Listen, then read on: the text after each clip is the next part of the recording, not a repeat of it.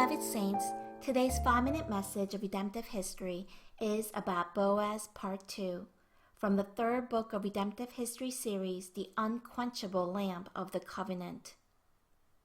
Last time in Part 1, we examined how Boaz was a mighty man of wealth, yet a man of humility. Today in Part 2, let us learn how Boaz acted swiftly in becoming the kinsman redeemer and share God's grace together.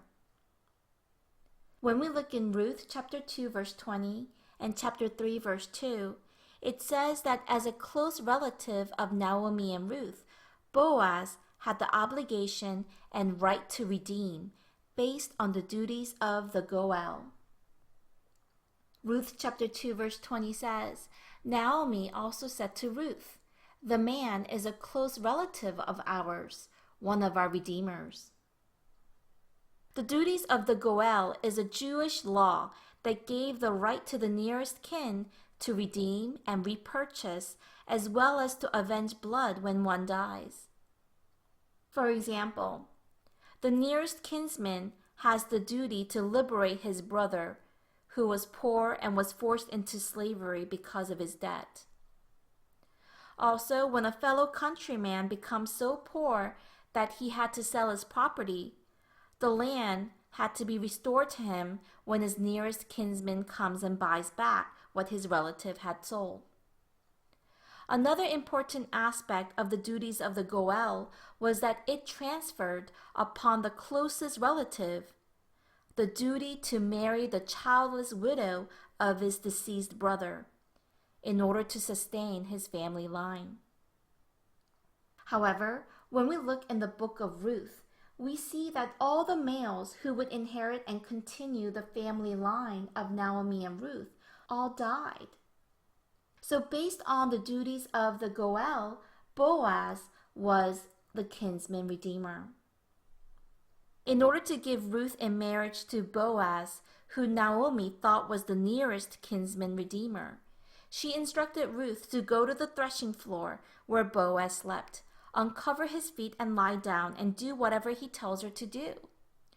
Ruth followed Naomi's instructions, and she requested Boaz to accept her proposal in marriage by saying, "Spread your covering over your maid, for you are a close relative," or a guardian redeemer. Boaz accepted Ruth's proposal, and he acted swiftly like the meaning of his name, to become a kinsman redeemer. Boaz reassured Ruth by saying, "Don't be afraid. I will do for you all you ask. Although it is true that I am a guardian redeemer of our family, there is another who is more closely related than I. If he wants to do his duty as your guardian redeemer, good. Let him redeem you. But if he is not willing, as surely as the Lord lives, I will do it." This is in Ruth chapter 3, verses 11 through 13. In such a way, Boaz reassured Ruth. Then he went up to the gate and took 10 men of the elders and discussed the matter with the relative closer to Ruth than he was.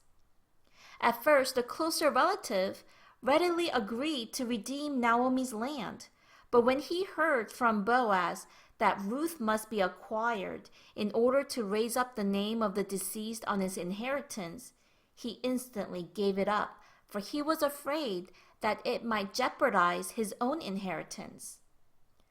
Therefore, Boaz obtained the right as kinsman redeemer and married Ruth.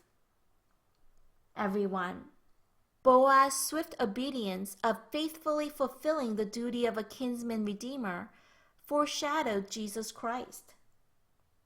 The duties of the Goel frees a man from slavery, returns the lost land, and sustains a brother's family line by marrying a childless widow.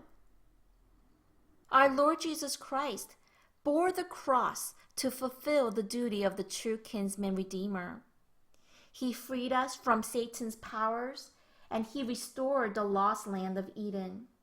He rejoined the flow of redemptive history, which was in danger of being broken. Beloved saints, today let us remember how Jesus carried the cross and freed us from Satan's powers. He fulfilled his duty of the true kinsman redeemer. Let us be victorious by remembering his grace and by being thankful. I bless in the name of the Lord.